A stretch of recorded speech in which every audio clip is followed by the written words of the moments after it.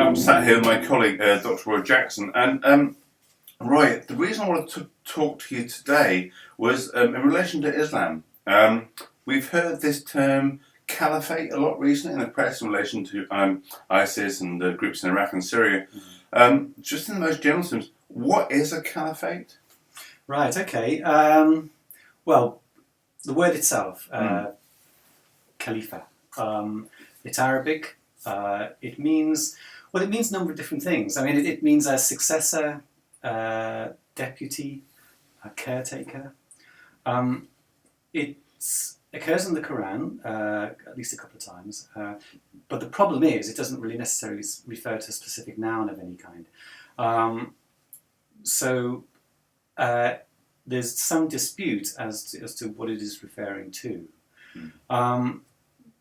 In the Quran, for example, it talks about God allowing for or calling for a Khalifa, a successor of some kind of a caretaker.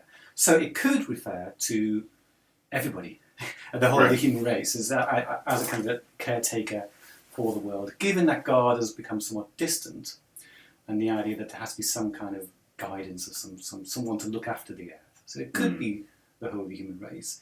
It could just be people of the book. It could just be Muslims. It could just be specific Muslims, those who are considered the best Muslims. Or it could be the best of all Muslims, as in one individual. So that when you look to the Quran, there's different views as to... So there's a real range of possible ways of interpreting it. That's right. Yes, yeah. So it can mean a lot of different things in that sense, but it's come to mean something quite specific in the way that it's been used by groups recently. Yes, because I think that the whole idea that there has to be some kind of person or people to look after the earth. And with the absence of prophethood, Muhammad was the final prophet, so there could be no more prophets. The question then arises as to who will succeed, who will deputise for the prophet in this kind of way. That seemed, just thinking historically, that seems to have been something that almost split Islam from its very earliest days in terms of Sunni and Shia, in terms of issues about succession and leadership were there as the most kind of thorny, problematic issues for early Islam. Yeah. Because with the death of Muhammad in 632, the question then arose as to who would lead the Muslims and how much power they would have. And I think this is quite significant. I mean, the title given to the first caliph, it's Caliphate Rasul Allah. Okay, if I take it backwards, Allah means God. Rasul means messenger, and it's the title given to Muhammad. Caliphate means successor. So the title is really successor to the Prophet of God. So this idea. So this went to Abu Bakr with the death of Muhammad. But of course, the question was, how much power would he have? How much legitimacy would he have? Given that you had prophecy already, you had no more prophets, there couldn't be any more prophets.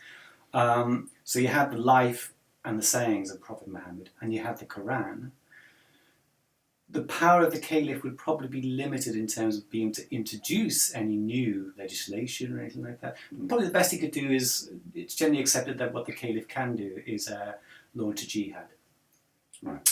But other than that, there's questions of how much power they had. And that's where, as you say, the split started to develop. The first four caliphs, the rightly guided caliphs, because they're rightly guided because they were all companions of Prophet Muhammad. They all knew him personally, so that they were, in a sense, guided to some extent by the charisma. And there's general consensus over those rightly guided caliphs within Islam. Within Sunni Islam, yes, but not within Shia. It looks for a different kind of succession line. That's right. Within Sunni, they see that basically you follow the Sunnah, which means tradition with Muhammad. Therefore, the caliph, by implication, has less power because you already have that Sunnah there. But there are certain Muslims who believe, in actual fact, leadership should have more power. Yeah. And ideally it should also be within the family of Muhammad. So the fourth rightly guided caliph in Sunni Islam, Ali, for the Shia Muslims, he's the first Imam. That's where the split occurs. And the Shia don't really recognise those caliphs they don't really recognise the caliphate in that kind of way. Their idea of leadership is very different in that sense. Thank you. It's okay.